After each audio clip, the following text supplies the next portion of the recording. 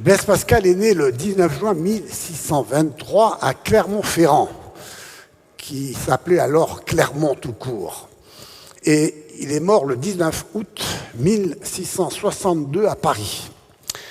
Le 4e centenaire de sa naissance a été l'occasion durant toute cette année de célébrer son œuvre, de méditer sur son actualité, sur la profondeur de sa pensée, sur l'ampleur de son génie philosophique et scientifique, sur sa pensée religieuse, politique et morale, sur sa connaissance exceptionnelle de la nature de l'homme et sa description de la condition humaine. Mathématicien, physicien, inventeur, philosophe, moraliste, théologien, il fut également un écrivain éblouissant.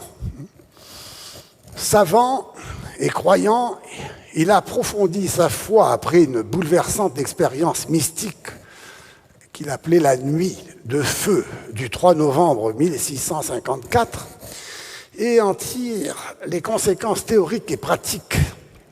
Tout en poursuivant ses travaux scientifiques, il écrit pendant cette période les Provinciales, les fameuses Provinciales, une œuvre polémique, et les Pensées, publiées seulement après sa mort, qui survint 2 mois après son 39e anniversaire, après une longue maladie. C'est dire que nous avons un jeune génie.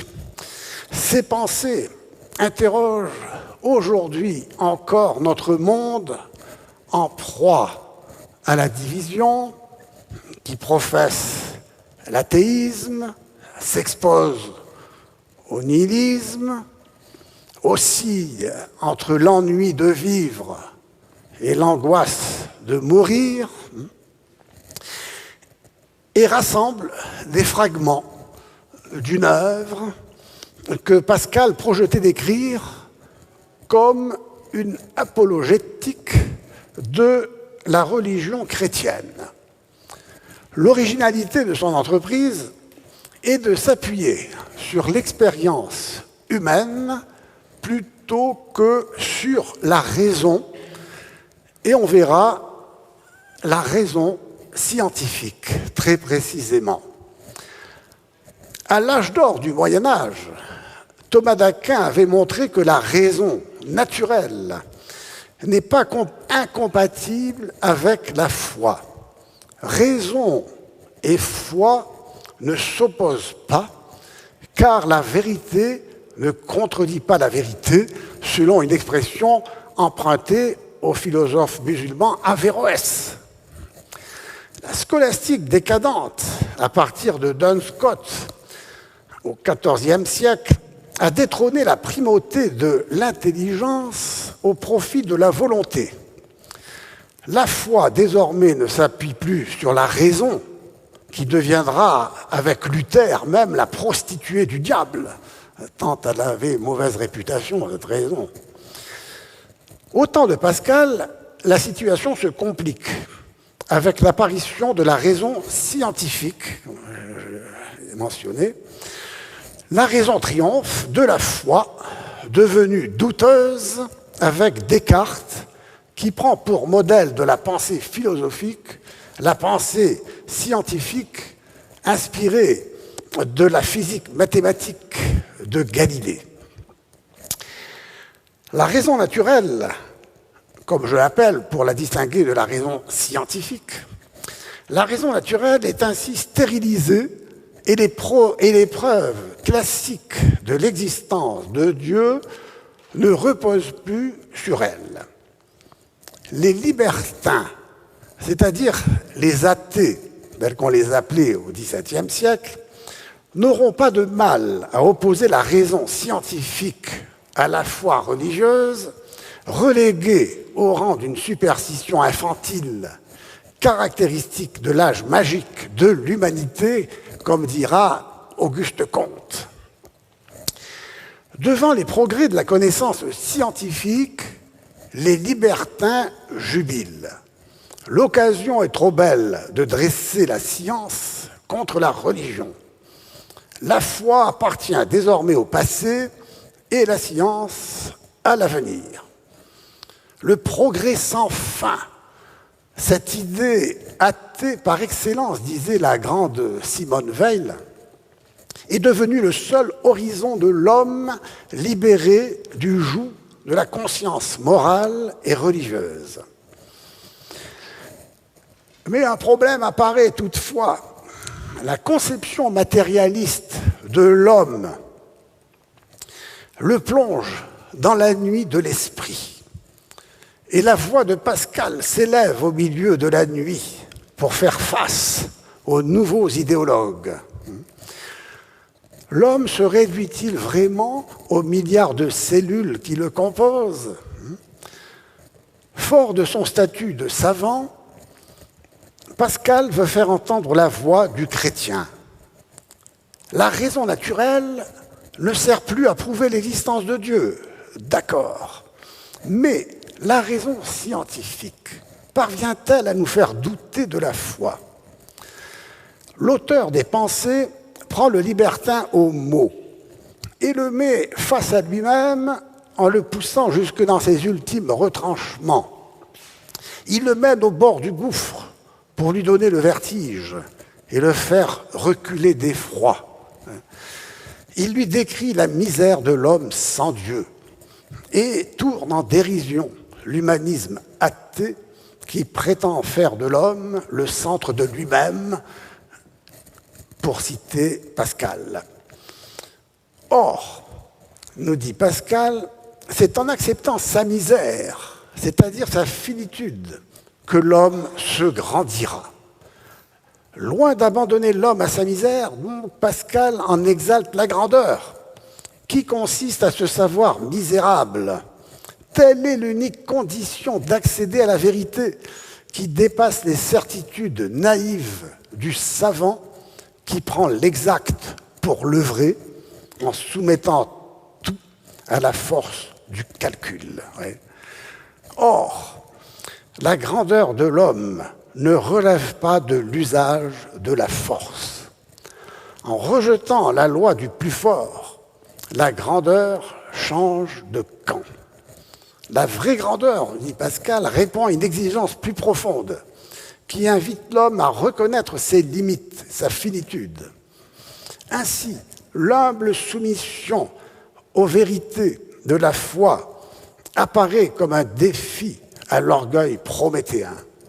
Elle soulève l'admiration chez ceux qui adorent Dieu et elle indigne et exaspère ceux qui exaltent l'homme. C'est à ces derniers que Pascal s'adresse. Les réflexions de Pascal sur la foi religieuse s'accompagnent de ses réserves donc sur les prétentions de la raison scientifique et font de lui un penseur intempestif, comme l'a présenté au colloque qui a eu lieu au Collège de France les 5 et 6 octobre dernier, sous la direction de Claudine Tiercelin. Et en effet, Pascal est intempestif en ce sens qu'il heurte une vision réductrice du monde qui croit avoir inauguré une ère nouvelle, post-chrétienne, et il avance à contresens de ses contemporains et choisit la rupture contre les fausses conciliations. Un grand penseur est un penseur qui dépasse son temps. Et ce penseur, au XVIIe siècle, c'est Pascal. Chateaubriand a décrit Pascal comme un effrayant génie.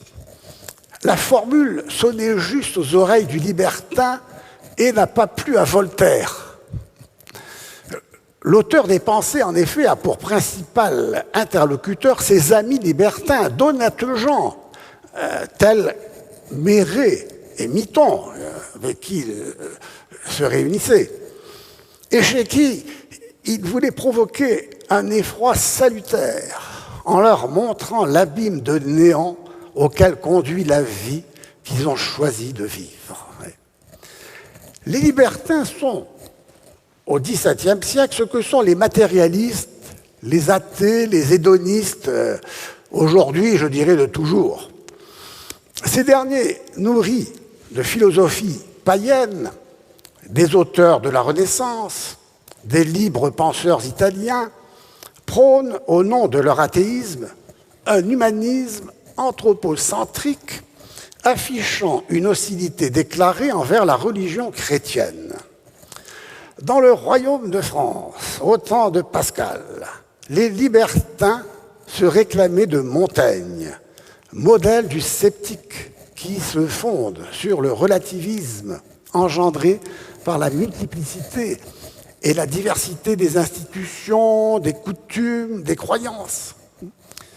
Descartes, contemporain de Pascal, lui, représentait le rationalisme scientiste qui rejette toute dimension surnaturelle, spirituelle, religieuse, comme on voudra. Les libertins se réclamaient également de l'atomisme matérialiste de Démocrite, qui détruisait toutes les transcendances, et celui d'Épicure, qui justifiait une morale hédoniste. Autant de doctrines qui sont la négation du christianisme et dont je dirais qu'un Michel Onfray aujourd'hui, et qui n'invente rien de nouveau, représente le gardien fidèle et le porte-parole zélé. Pascal soutient l'intelligence chrétienne, donc éclairée par les données de la révélation, pour laquelle l'univers envoie à Dieu comme le créé au Créateur, ce qui est aussi la foi des Juifs et des musulmans. La nature tout entière, de l'amibe jusqu'à l'ange, est tournée vers Dieu comme vers son origine et vers sa fin. L'homme, au titre de vivant doté d'une âme spirituelle, se situe à la croisée du monde visible et du monde invisible. Et dans un cosmos ordonné et fortement hiérarchisé, tout est créé et semble créé pour lui. Mais lui est créé pour Dieu, comme l'enseigne saint Paul, le monde est à vous et vous, vous êtes au Christ. Cette perspective était corroborée par la physique médiévale, sans toutefois se fonder sur elle, car son fondement est métaphysique et théologique.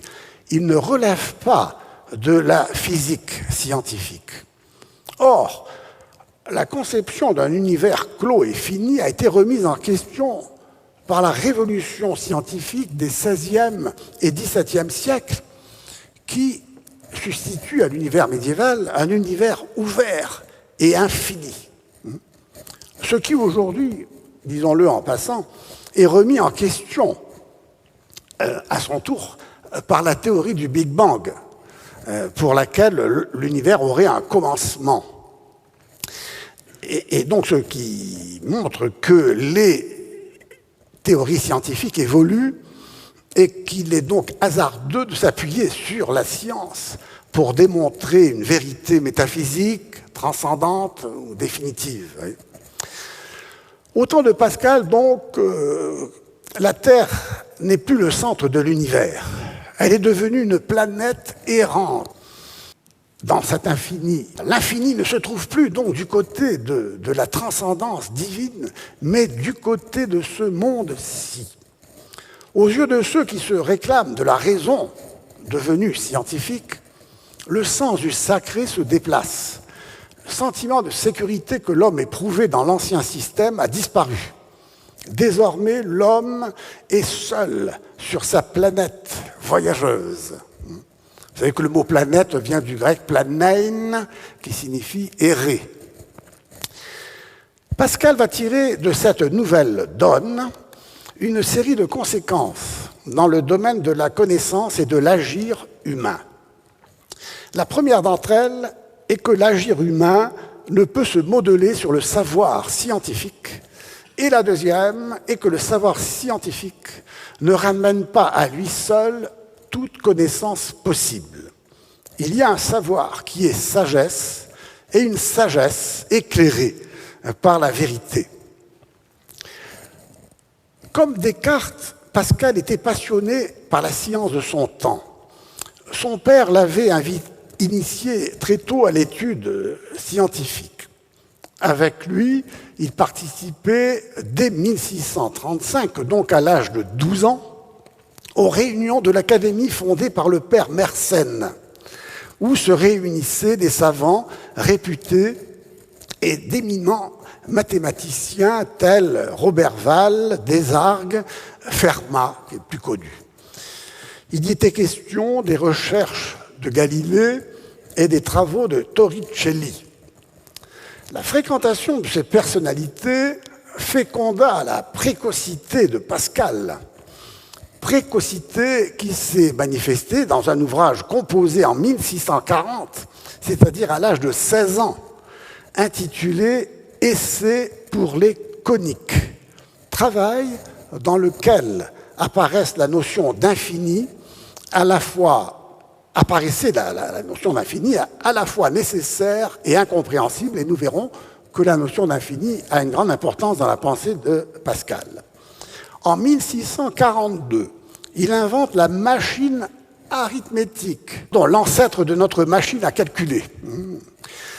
Ses recherches sur le vide contredirent la physique aristotélicienne et le système cartésien dans son ouvrage « Expériences nouvelles touchant le vide », publié en 1647, ainsi que dans son traité du vide, commencé en 1651, et devenu traité de l'équilibre des liqueurs et de la pesanteur de la masse de l'air en 1654.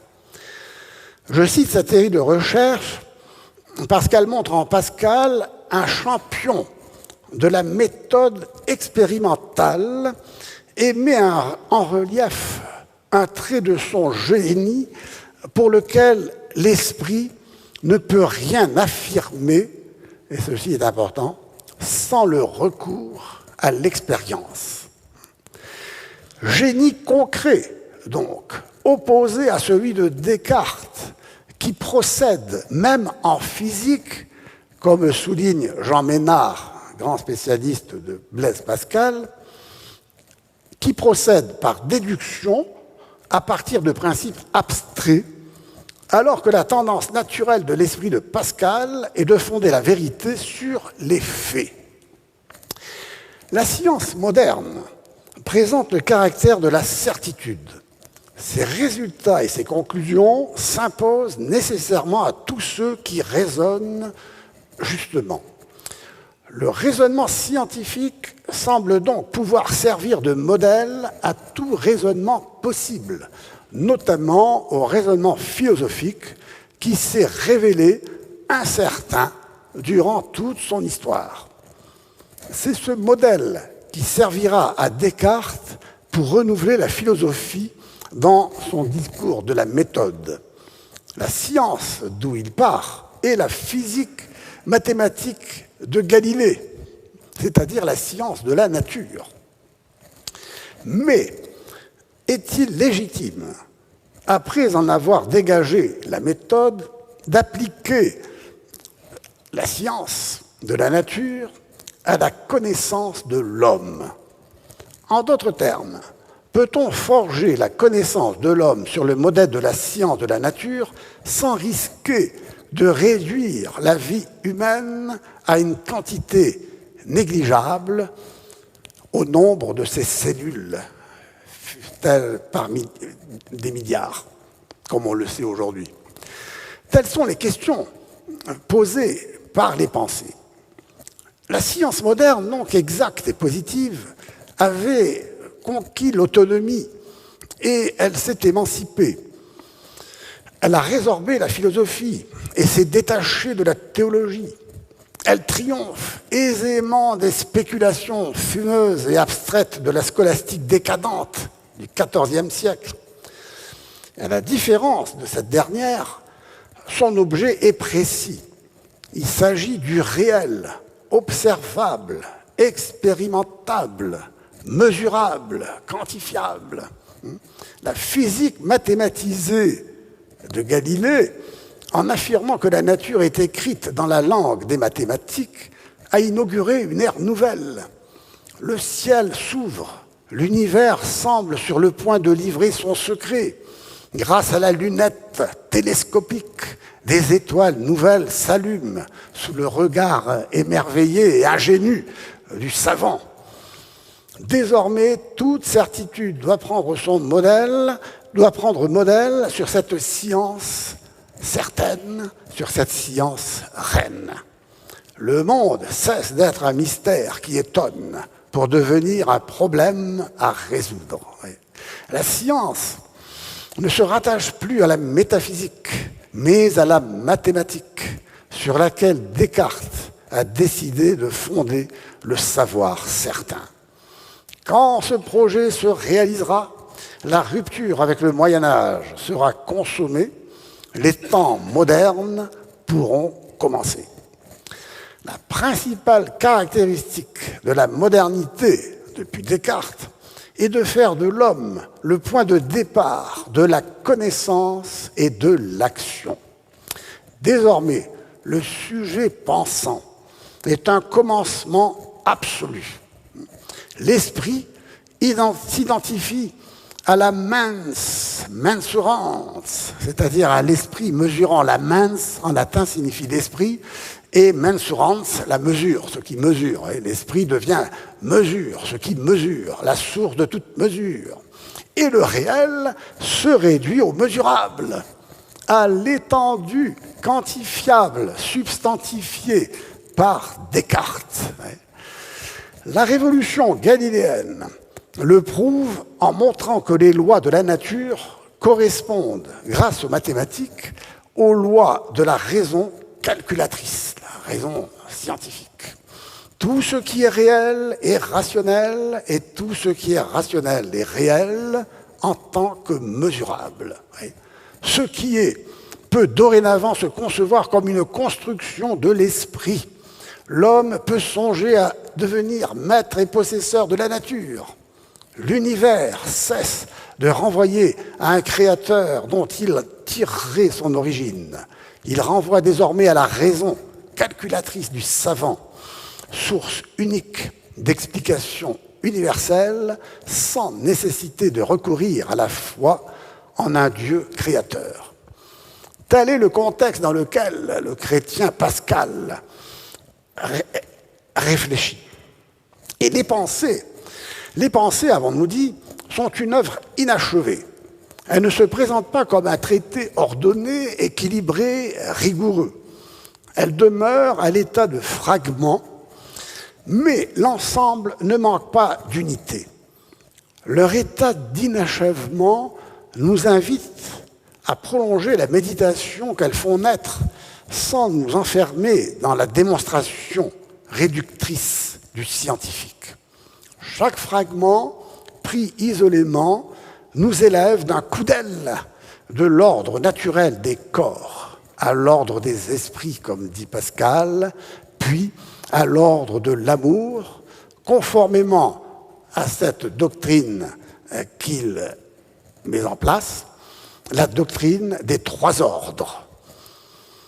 Les pensées jaillissent de la profondeur du cœur humain et révèlent l'homme à lui-même.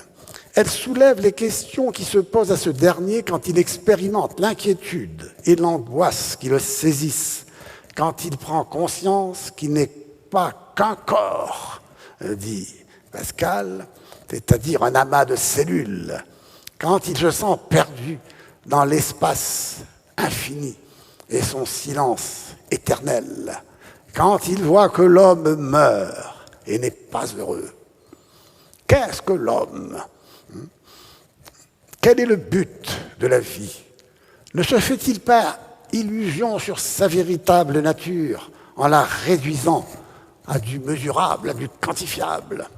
Telles sont les questions qui s'imposent et qui sont inhérentes à la nature humaine dotée de l'intelligence, du cœur, qui n'est pas la raison scientifique, et qui dépasse cette raison calculatrice du savant, tout autant que le contexte dans lequel elle se pose, telles les conditions psycho-socio-culturelles ou économico-politiques, etc.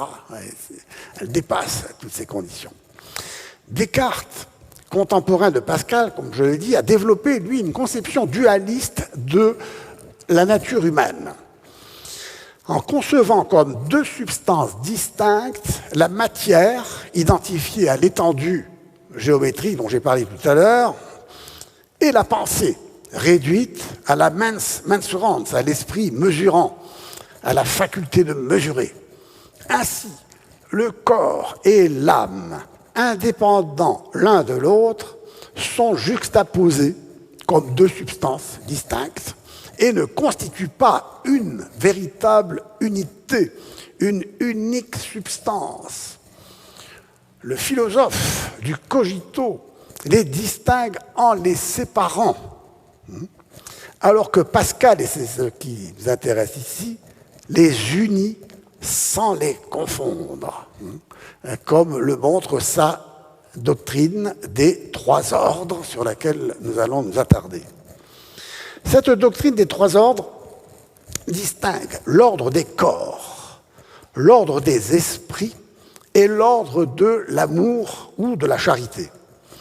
Il les distingue pour mieux montrer ce qui les unit au niveau du troisième ordre, celui de l'amour. Les deux premiers ordres, le corps et l'esprit, correspondent à ceux, dit-il, qui ne peuvent admirer que les grandeurs charnelles, comme s'il n'y en avait pas de spirituel, et à ceux qui n'admirent que les spirituels, comme s'il n'y en avait pas d'infiniment plus hautes. De tous les corps ensemble, je cite, on ne saurait en faire réussir une petite pensée. Cela est impossible et d'un autre ordre. De tous les corps et esprits ensemble, on en saurait tirer un mouvement de vraie charité. Cela est impossible et d'un autre ordre, surnaturel. Fin de citation. Si la séparation entre les trois ordres était poussée à bout, s'ils étaient étanches l'un par rapport aux autres, il s'en suivrait, disons, une parfaite stérilité, une paralysie de l'action, de l'élévation donc, du corps à travers l'esprit jusqu'à l'amour. Or, le corps, l'esprit, la charité ou l'amour, loin de s'opposer, s'harmonisent et s'unifient dans la pratique, laquelle ne réside pas dans la pratique humaine de la charité, de la fraternité humaine, laquelle ne réside pas dans les règles de conduite imposées de façon conventionnelle par la force d'un pouvoir arbitraire auquel les hommes devraient se soumettre sans condition. Elles ne sont nullement imposées, car elles relèvent de la nature humaine elle-même qui embrasse ces trois composantes, le corps, l'esprit et la transcendance de l'amour. Donc voyons ce qu'il faut entendre par la notion d'ordre. Pascal est un savant, il a été même jalousé par Descartes, et c'est d'autant plus contrariant pour le libertin. Mais il n'est pas étonnant que, dès lors que la notion d'ordre soit pour lui d'origine mathématique. Et elle a en effet le sens d'un ordre de grandeur, qui relève de la quantité, du mesurable donc, c'est-à-dire de ce qui est numériquement mesurable. Tout ce qui est en effet plus ou moins grand, c'est-à-dire susceptible d'augmenter ou de diminuer. Or, les grandeurs peuvent s'accroître ou diminuer à l'infini. L'infini se définit comme ce à quoi on peut toujours ajouter quelque chose. Et on appelle cet infini, auquel on peut ajouter toujours quelque chose, un infini potentiel. Pascal le distingue de l'infini actuel, qui se définit comme ce à quoi on ne peut rien ajouter. L'ordre matériel des corps s'applique à l'infiniment grand comme à l'infiniment petit, c'est-à-dire à l'infini potentiel. Et il ressort de la raison scientifique qui est mesurante, calculatrice. Il faut donc dépasser le sens mathématique de l'ordre relevant de la grandeur quantifiable pour atteindre un ordre métamathématique d'ordre spirituel. Passons donc en revue l'ordre des corps, premier ordre. Il est constitué de l'univers matériel. Je cite, tous les corps, le firmament, les étoiles, la terre et ses royaumes. Le monde inerte ou vivant, immense ou minuscule, tout ce monde matériel constitue le premier ordre. Tout homme vit dans ce monde matériel qui est en devenir et avec l'aspiration contradictoire à une certaine permanence. Nous expérimentons tous que si tout change toujours, la vie se fragmente dans une discontinuité angoissante. Si tout devient toujours, disait Platon dans son dialogue le Théétète, rien n'est jamais. Nous ne serions plus en effet ce que nous étions tout à l'heure. Tout est dissemblable. Et si tout diffère de tout, si tout va, si tout est en marche, la vitesse reste le seul critère mesurant la valeur de l'action qui semble porter l'homme au-delà de lui-même. En vérité, dit Pascal, l'homme est un vide infini que l'infini seul pourrait combler. Le repos est bien notre fin, mais nous le cherchons là où nous ne pourrons jamais le trouver, dans les biens terrestres. Ne voulant pas l'avouer, nous préférons poursuivre indéfiniment notre course et qui nous détourne des vraies questions. Fin de citation.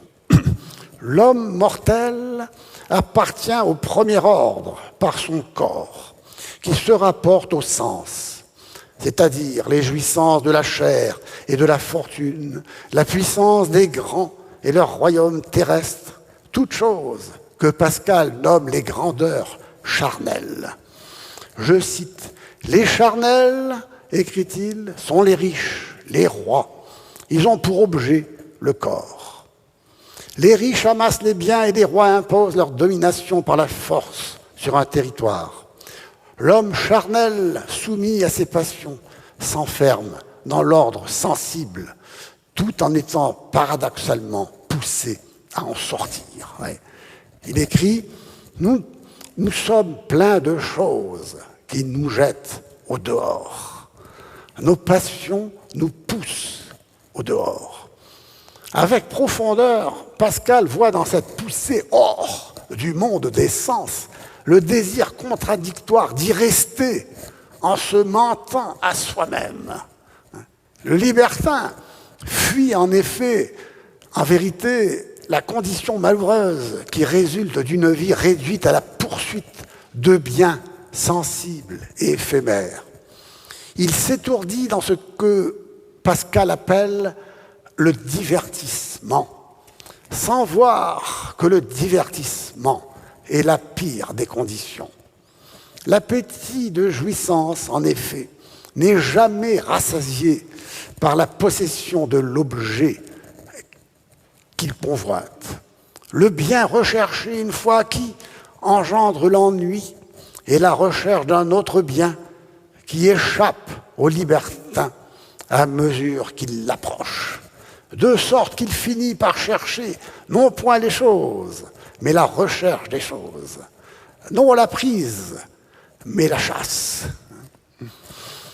L'homme charnel, donc toujours inquiet, s'épuise dans la recherche sans fin dans laquelle il se perd en vivant dans le divertissement. Je cite, « L'incessant remuement des hommes, les affaires, les passions, les guerres, les charges, tous ces tracas les détournent de penser à leurs conditions.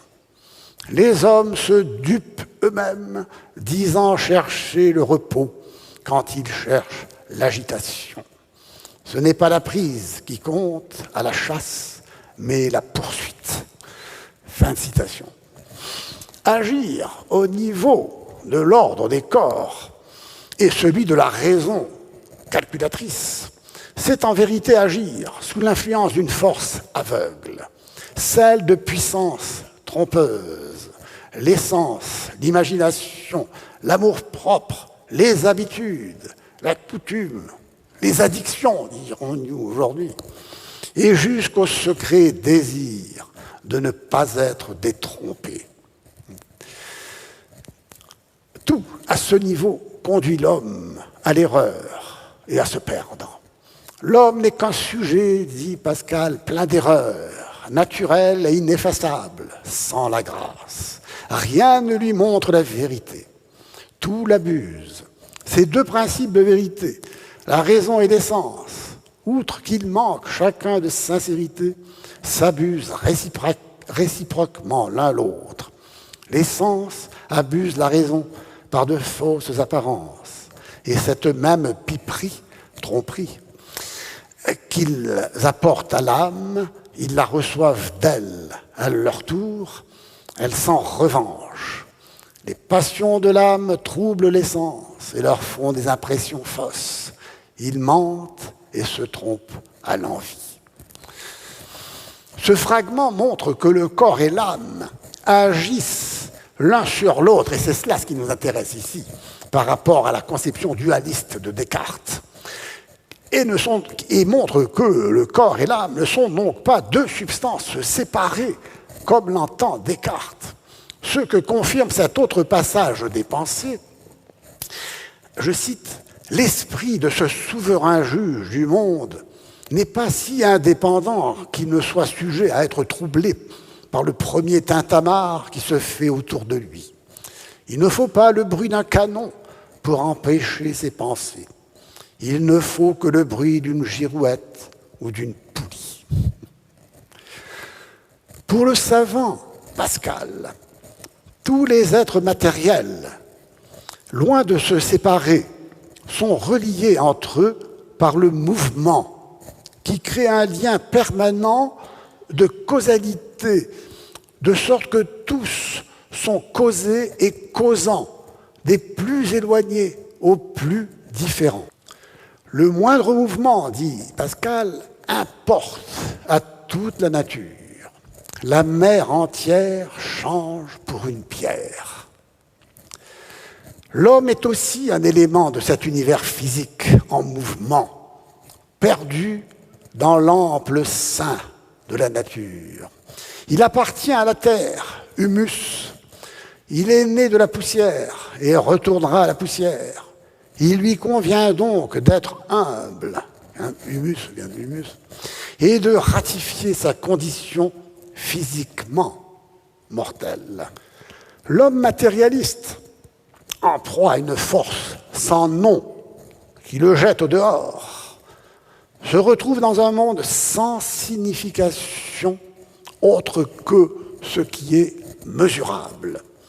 Le sens de la vie est ainsi relatif au degré d'intensité, au niveau de tension, à la mesure de la force, plus ou moins grande, de la vitesse à laquelle tout s'éloigne de tout.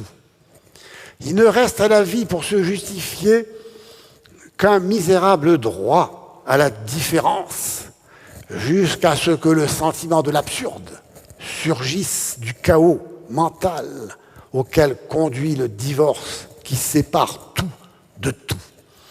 Vous ressentez là une pensée camusienne, pensée camusienne qui Camus aussi distinguait trois ordres, on peut dire, à la manière de Pascal. L'ordre de l'absurde, qui est l'expérience de la séparation, du divorce entre toutes les choses. Et puis l'ordre de la révolte, qui est une exigence d'unité. Et enfin l'ordre de l'amour, qui est l'ordre qui permet de réaliser cette unité, qui est une aspiration à la transcendance. On retrouve aussi cette triplicité des ordres dans l'œuvre du philosophe danois Kierkegaard. En tout cas, Pascal dit il ne faut pas se tromper sur la nature de l'infini. Le libertin veut opposer la science à la religion en affirmant qu'il n'y a pas un infini autre que l'infini potentiel dont on parlait tout à l'heure, c'est-à-dire de ce à quoi on peut toujours ajouter quelque chose. Ainsi, le monde est infini en grandeur et en petitesse. Et cet infini est un infini numérique.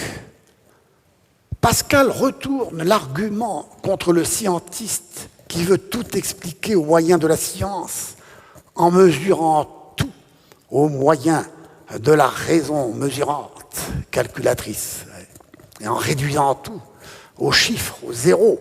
Vous savez que le mot chiffre vient de l'arabe zifre, qui a donné le mot chiffre, mais qui signifie exactement zéro. Réduction donc au néant, n'est-ce pas, de la substance humaine, quand elle est quantifiée et réduite à du mesurable.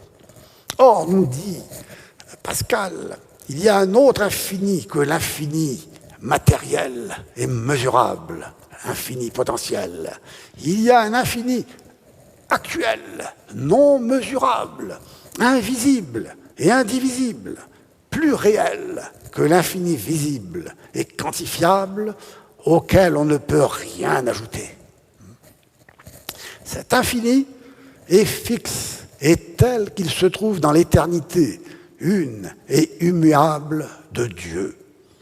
Il diffère de l'infini dynamique et en expansion de l'univers matériel tel que les mathématiques appliquées à la physique depuis Galilée l'expliquent.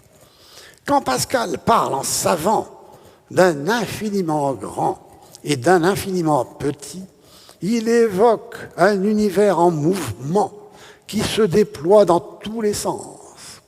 Si la métaphysique devait se calquer sur la physique mécanique qui réduit tout au mouvement mesurable, il faudrait conclure que le mouvement constitue la substance même de l'univers, que tout se réduit au mouvement, au devenir. Tout change tout le temps, tout est dissemblable de tout, comme nous disions tout à l'heure.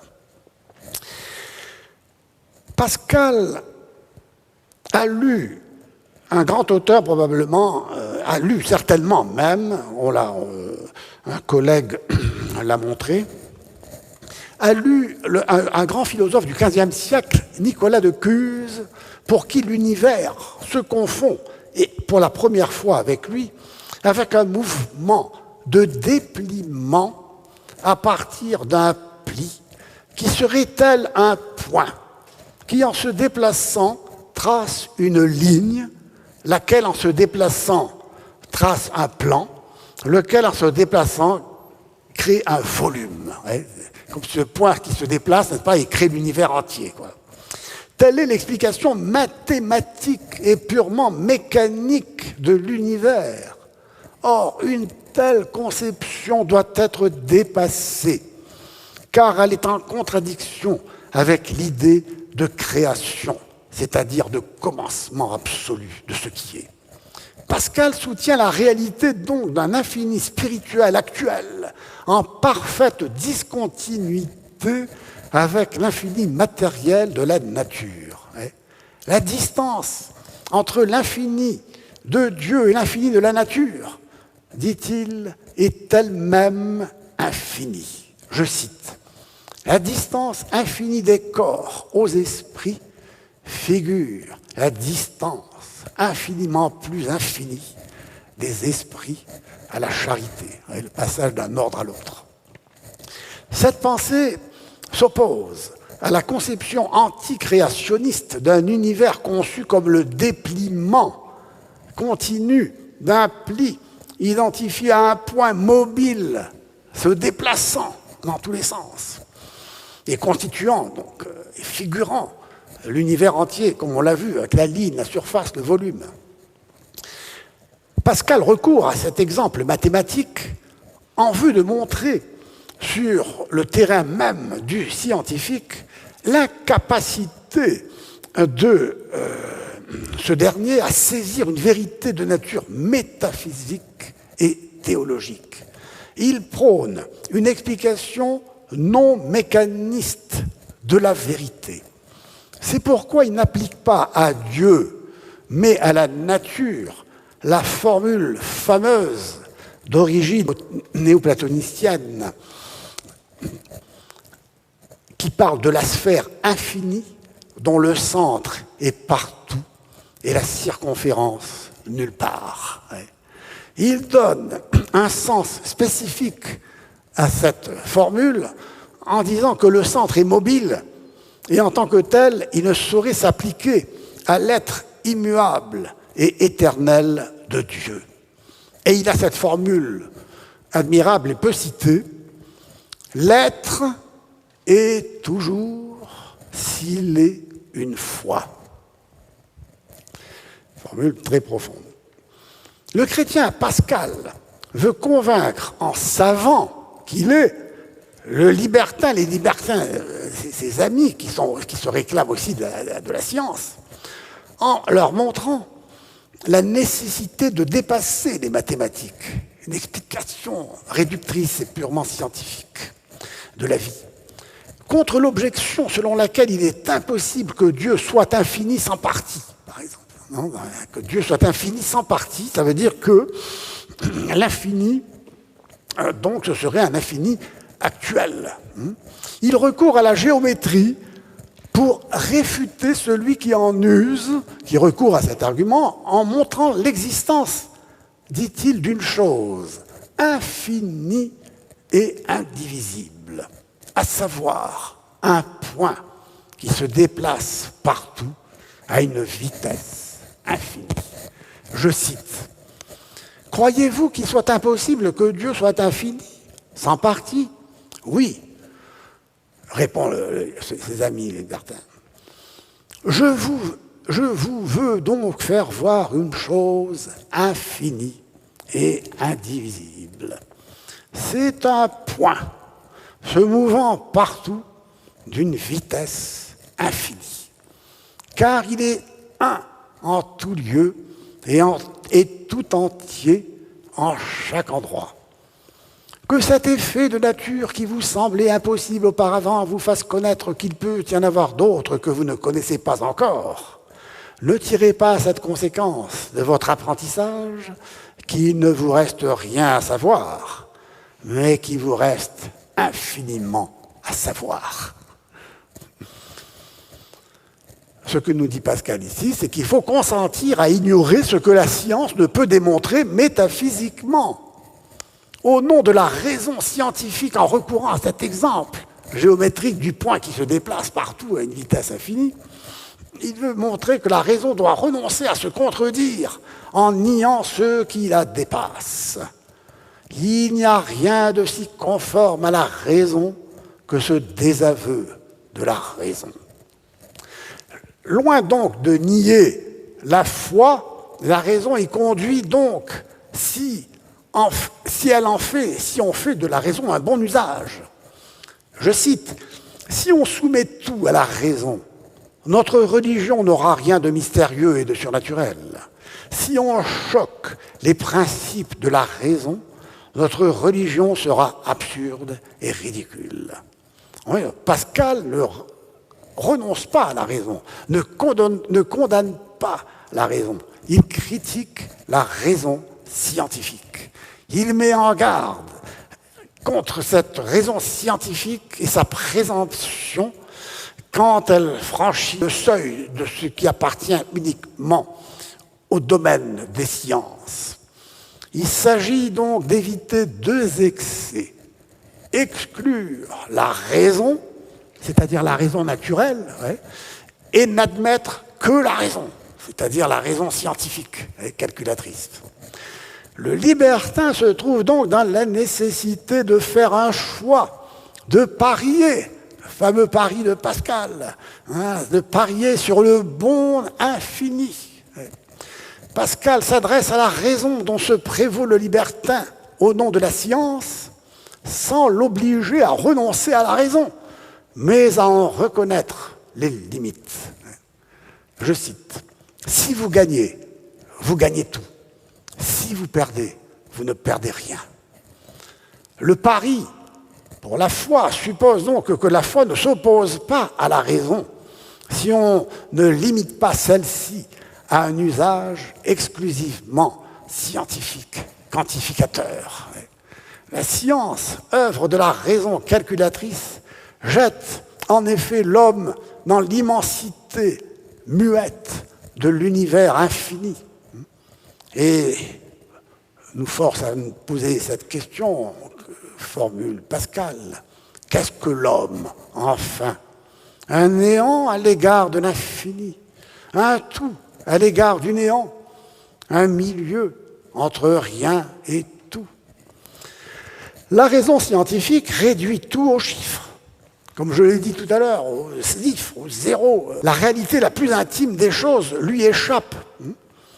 Je cite, infiniment éloigné de comprendre les extrêmes, la fin des choses et leurs principes sont pour lui, pour l'homme, invinciblement cachés dans un secret impénétrable, et également incapable de voir le néant d'où il est tiré et l'infini où il est englouti. L'ordre de la raison scientifique débouche donc sur un non-savoir qui conduit au vrai savoir, qui est sagesse, et qui respecte, parce que ce savoir est sagesse, la véritable nature de l'homme. Il exige, ce savoir véritable, de passer de l'ordre de la raison scientifique, calculatrice, mesurande, à l'ordre du cœur, qui a ces raisons que la raison ne connaît pas. Si tout dans la nature se meut et se confond avec une énergie aveugle, mettant tout en mouvement, cela n'est pas sans conséquence sur la vie morale et sociale, à laquelle aussi Pascal s'intéresse. La vie morale et sociale en subit également les effets, car elle ne repose plus alors sur rien de constant et de substantiel. Tout devient relatif. Et on se souvient de ce mot de Pascal, que je cite, « On ne voit rien de juste ou d'injuste qui ne change de qualité en changeant de climat. 3 degrés d'élévation du pôle renversent toute la jurisprudence. Un méridien décide de la vérité. En peu d'années de possession, les lois fondamentales changent. Le droit à ses époques. L'entrée dans Saturne, au Lion, nous marque l'origine d'un tel crime.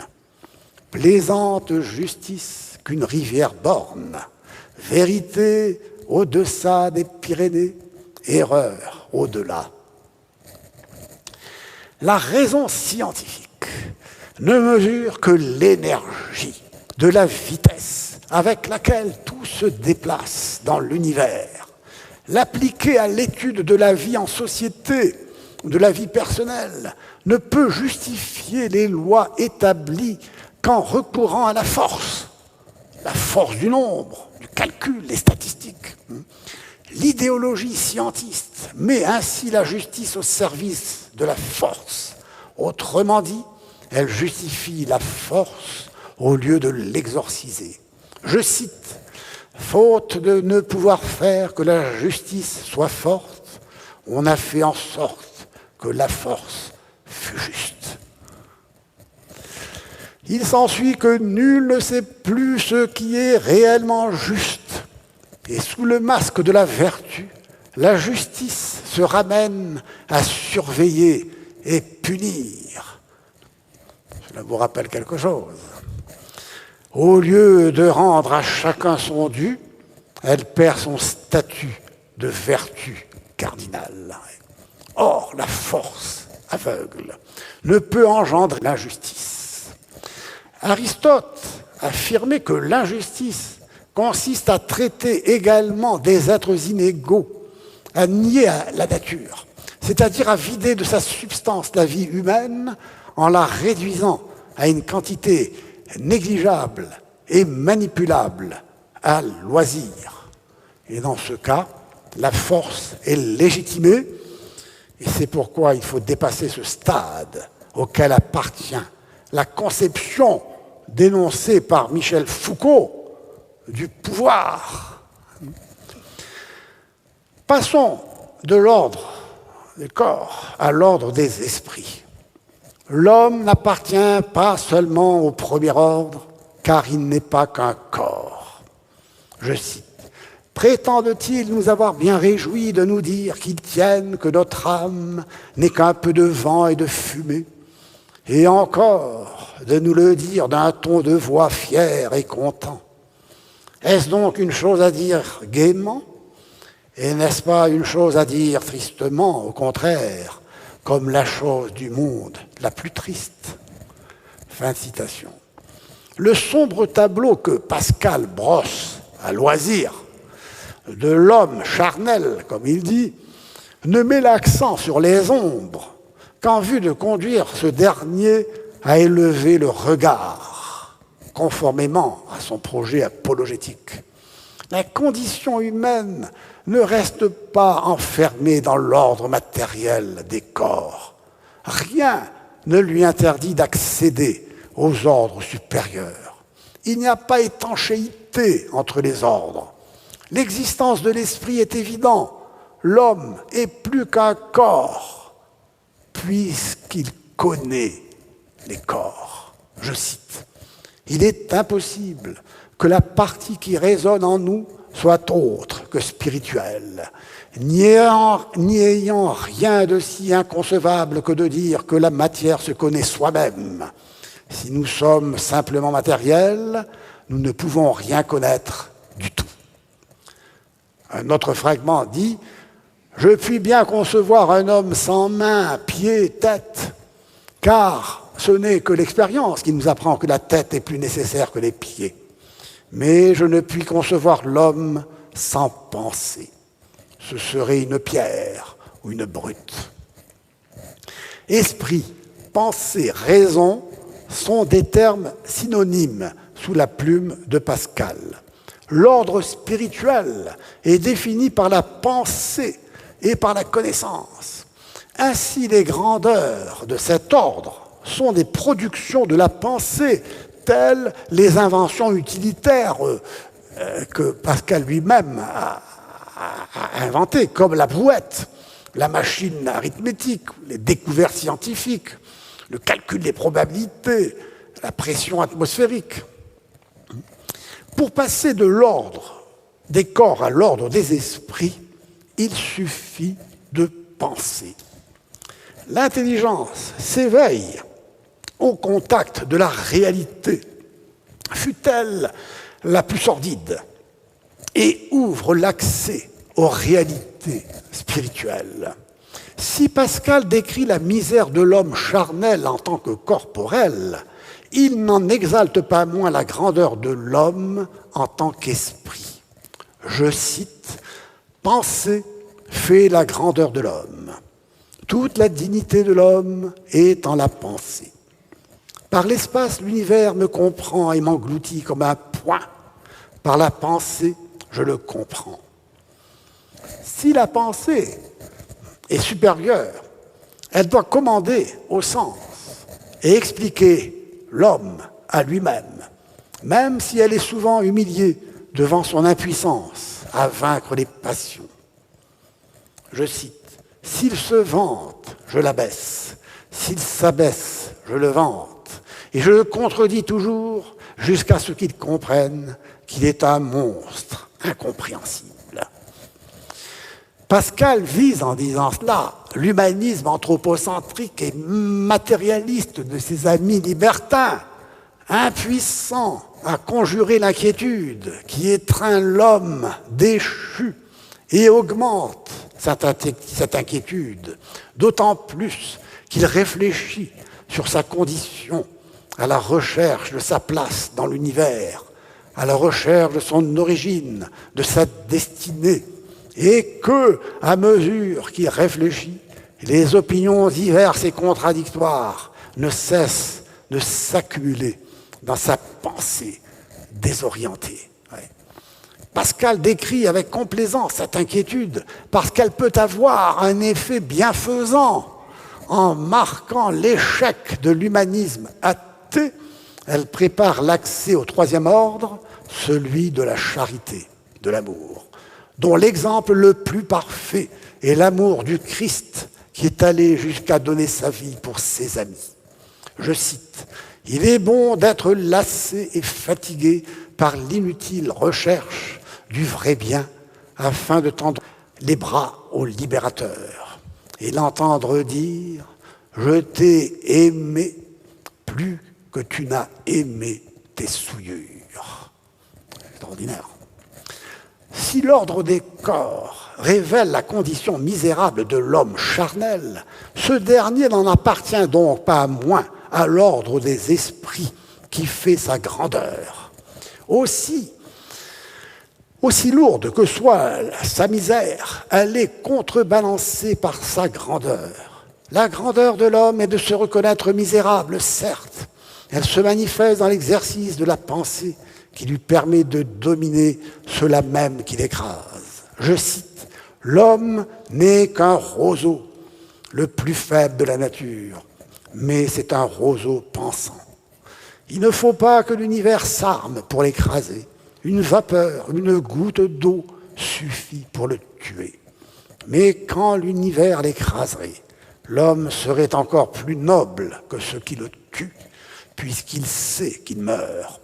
Et l'avantage que l'univers a sur lui, l'univers n'en sait rien. Grandeur et misère se côtoient donc dans l'homme. La grandeur de l'homme est si visible qu'elle se tire même de sa misère. Car ce qui est nature aux animaux, nous l'appelons misère en l'homme, par où nous reconnaissons que sa nature étant aujourd'hui pareille à celle des animaux, il est déchu d'une meilleure nature qui lui était propre autrefois. Nous reviendrons sur le sens de ce fragment.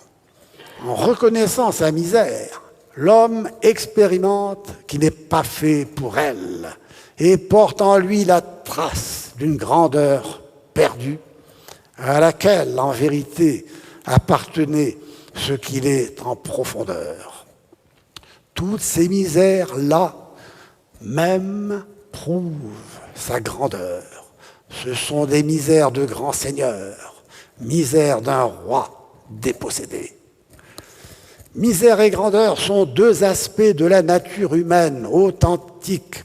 À vrai dire, elles imposent à la pensée cet embrouillement en vue de le démêler. Et le libertin doit se demander, je cite, « Quelle chimère est-ce donc que l'homme? Quelle nouveauté, quel monstre, quel chaos, quel sujet de contradiction, quel prodige!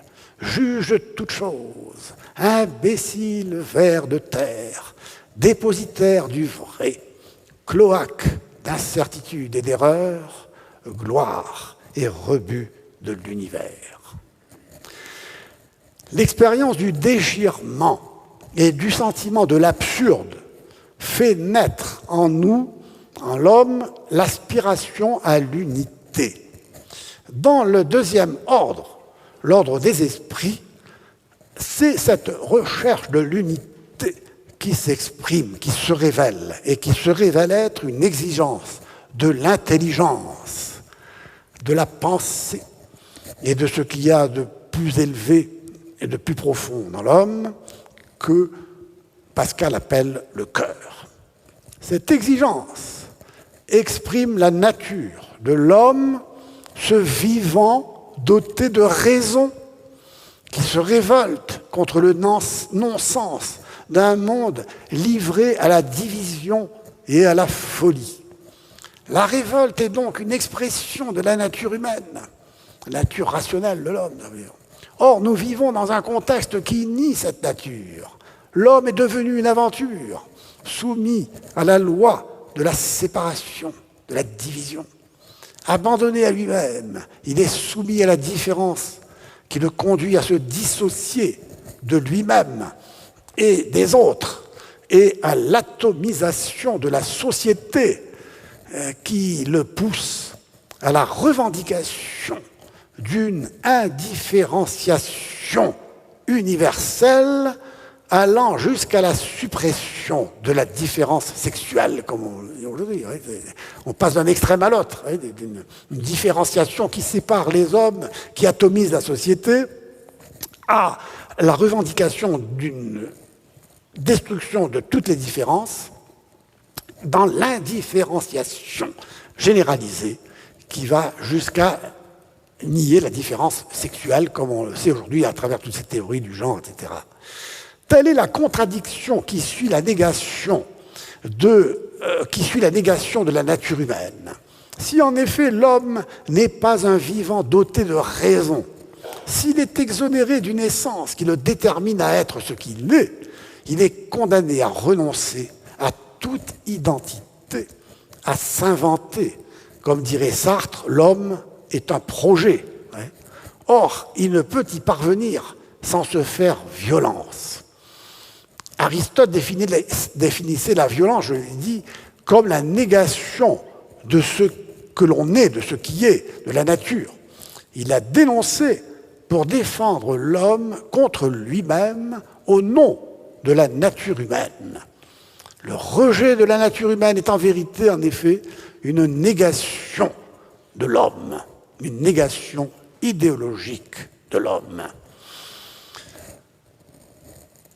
Le passage de l'ordre des esprits à l'ordre de la charité ou de l'amour s'explique par la déception de cette recherche de l'unité qui aboutit à une fausse unité, une unité qui détruit les différences.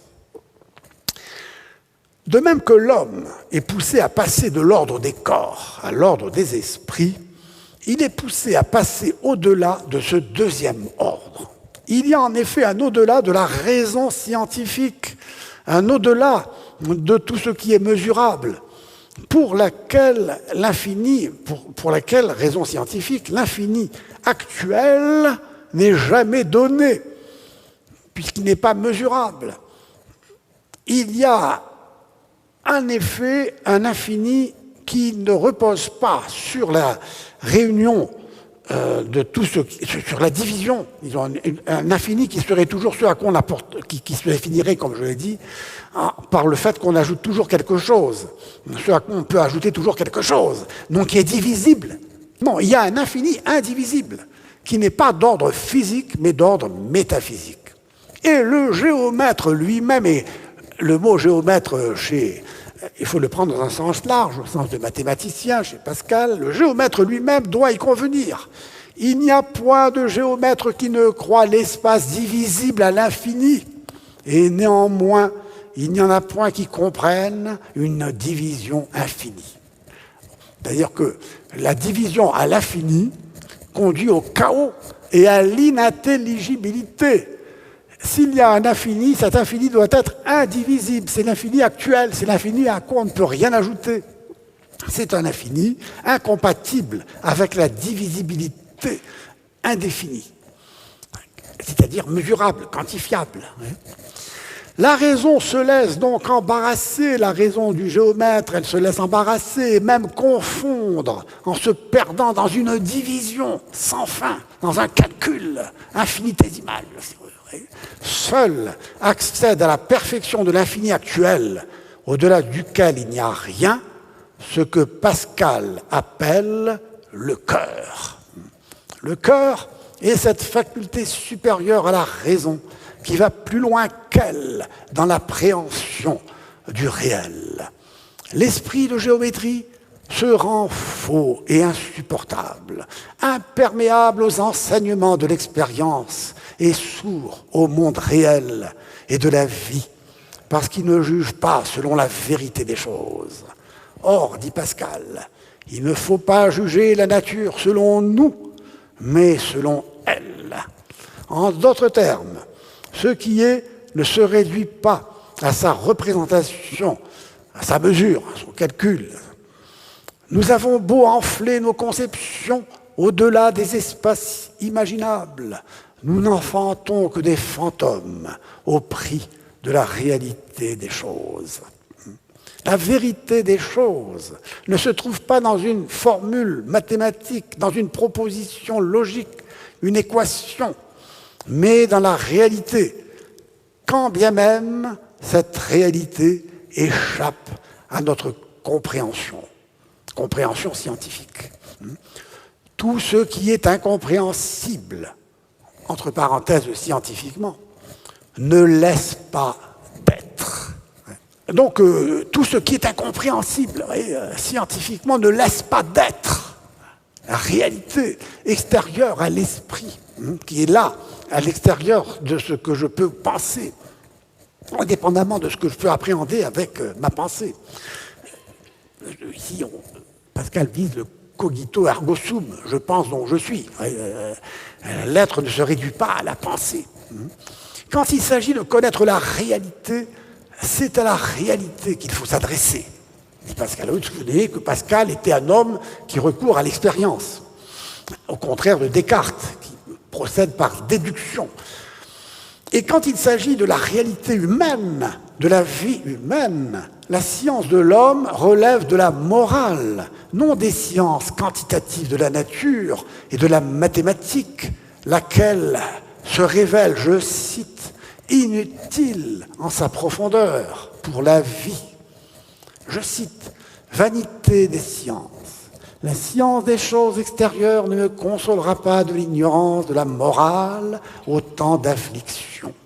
Mais la science des mœurs me consolera toujours de l'ignorance des choses extérieures. Il faut se connaître soi-même. Quand cela ne servirait pas à trouver le vrai, cela au moins sert à régler sa vie, et il n'y a rien de plus juste. » Ainsi, Pascal propose d'écrire contre ceux qui approfondissent trop les sciences. L'esprit de géométrie ne convient pas à la morale. Seul l'esprit de finesse permet la jonction entre la vie sensible, la vie intellectuelle et la vie spirituelle. Il permet de récapituler les deux premiers ordres et d'accéder au troisième, celui de l'amour, de la charité. Je cite, « La vraie nature de l'homme, son vrai bien et la vraie vertu et la vraie religion sont choses dont la connaissance est inséparable. » Face au premier ordre, matériel, des corps, renvoyons à un monde divisible à l'infini, où tout est dissemblable à tout. Le deuxième ordre consiste dans la révolte de l'esprit qui exprime l'exigence d'unité, de vérité, de transcendance. Mais si cette exigence dérive vers un totalitarisme de l'indifférence, où tout doit être semblable à tout, et dans un vide existentiel, alors le passage au stade de l'esprit doit être dépassé. Car l'intelligence, c'est-à-dire le cœur, plus profond que la raison, recherche une unité telle que tout n'est pas semblable à tout, au point qu'il n'y ait pas de place pour un dissemblable. Le semblable peut en vérité aimer naturellement son semblable parce que son semblable est un autre. C'est la raison pour laquelle l'amour familial et l'amitié sociale sont le fondement de la vie de la cité et non l'individu isolé. Point n'est besoin d'un contrat qui, par crainte, délègue au Léviathan, c'est-à-dire au plus fort, le droit d'exercer la force pour assurer la paix, comme le pensait Thomas Hobbes. La paix est le fruit naturel de l'amour. Contre la doxa dominante, il faut affirmer qu'il y a une nature humaine pure par laquelle tous les êtres humains se ressemblent. Et il y a une existence humaine propre à chacun qui le rend aux yeux des autres digne d'être aimé, considéré, respecté. La seule manière pour l'homme de vivre humainement est d'apprendre à aimer. Telle doit être la finalité de l'éducation, seule capable de mettre en mouvement dans la paix la cité des hommes. Ce savoir est une sagesse. La sagesse consiste à vivre en intégrant dans l'équilibre et l'harmonie toutes les composantes constitutives de la nature humaine, sa dimension corporelle, l'exercice de la pensée et l'aspiration à l'amour, à la transcendance. L'auteur des pensées, en vérité, ne montre les contradictions de l'homme, l'opposition des contraires de la grandeur et de la misère, que pour mieux les concilier en les dépassant. Elles se résolvent au niveau du troisième ordre, celui de l'amour, source d'unité, où se débrouillent d'un coup toutes les difficultés humainement insolubles, où les philosophes et les savants se perdent. Eh bien, écoutez, si vous le permettez, j'arrête ici mon exposé parce qu'il est un peu long, et nous reprendrons dans une autre séance le développement de cette étude. Merci de votre attention.